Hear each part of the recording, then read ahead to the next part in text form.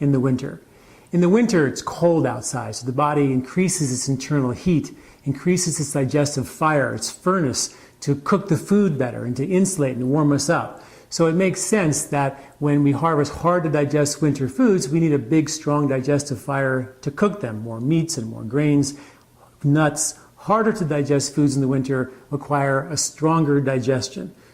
In the summertime, we have a situation where it's hot and the body has a tendency to decrease the digestive strength because it doesn't want to overheat.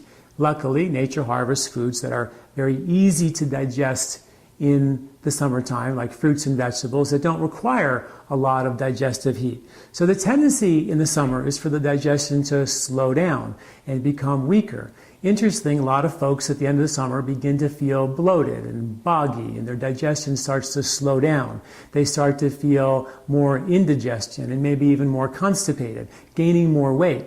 And this could be possibly due to this phenomena that the seasonal end of summer digestive fire is weakening so not to overheat, as at the end of the summer we accumulate more heat and the body tends to overheat. That's why we harvest cooling foods in the summer as nature's antidote to this tendency to overheat.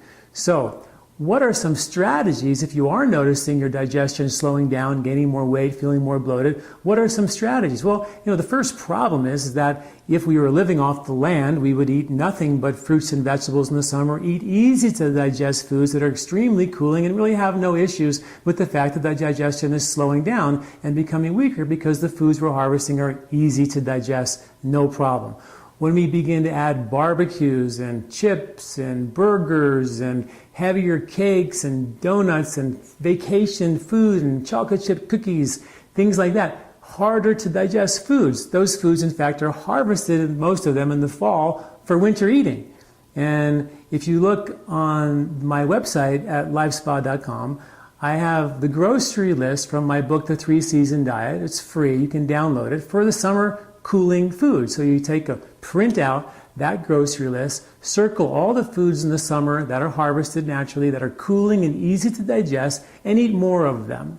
Think about, maybe I should avoid some of these heavy barbecued, heavy foods and make more of an emphasis towards the lighter, easier to digest foods, fruits and veggies in the summer. And in addition, we also know through Ayurveda that the digestive system is stronger in the middle of the day and weaker in the evening. So let's say, make your barbecues happen in the middle of the day and try to eat lighter in those summer evenings. So bigger, heavier meals in the middle of the day. Eat off of the summer pitta pacifying, cooling grocery list from my 3-Season Diet book. You can print it out for free on my website at lifespa.com in the library. Easy to get. Print it out. Eat more of those foods. Don't think about what not to eat. Think about what to eat more of. And then thirdly, think about emphasizing more fruits and vegetables versus the heavy barbecued foods. More of the foods that are going to be, in fact, cooling, and eat less of the barbecued foods and save those heavier foods for winter eating. Now, some of us will also notice that we have more sluggish elimination and feeling we're gaining more weight around our belly, our hips this time of the year. And there's an herb in Ayurveda called Triphala, which is 3 Ayurvedic fruits that are very healing and stimulating for helping the intestinal tract kind of become stronger and more efficient. And they can be taken after your meal to help make sure the body digests and eliminates more efficiently. And the first fruit is a fruit called amalaki. Amalaki is a fruit that is well known for its vitamin C properties, has 20 times more vitamin C than oranges, and it's a very, very powerful healing agent for the intestinal mucosa. It was traditionally used to heal damaged intestinal mucosa from stress, from alcohol, from coffee, from irritants that damage the intestinal wall and produce a lot of reactive mucus.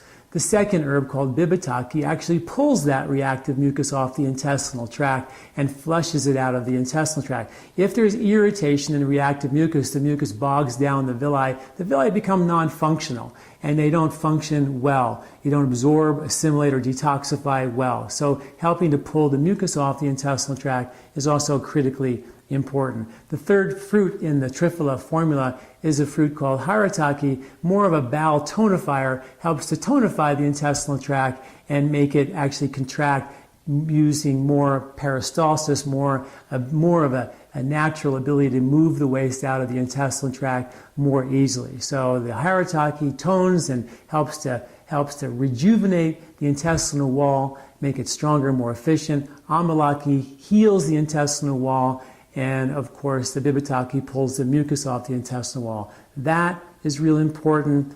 Bigger lunches, lighter suppers, less heavier summer foods, and of course eat more